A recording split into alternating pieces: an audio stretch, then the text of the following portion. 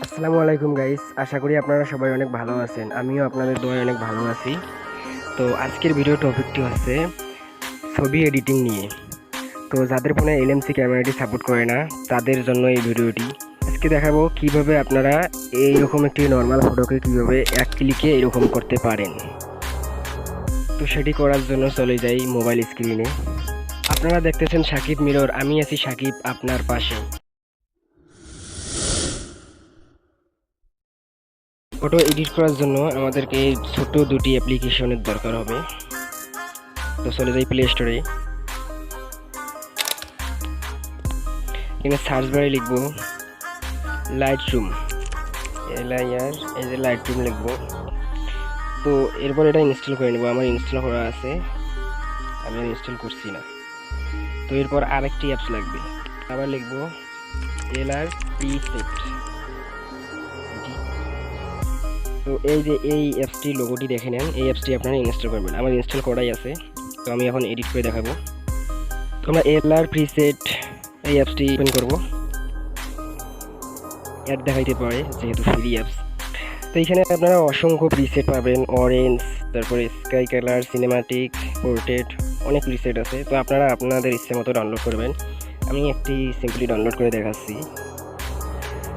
আমি এটি ডাউনলোড করব। তো এখানে ডাউনলোডের ওপর ক্লিক করলেই হয়ে যাবে, অ্যালাউ করে দেবেন। ডাউনলোড হচ্ছে, ছোট্ট একটি অ্যাড দেখাইতে পারে, অ্যাডটি কেটে দেবো। তো ডাউনলোড হয়ে গেছে, এখান থেকে আপনারা আপনাদের ইচ্ছা মতো ডাউনলোড করবেন। তো এরপর আমরা যাব লাইটরুম অ্যাপসটিতে।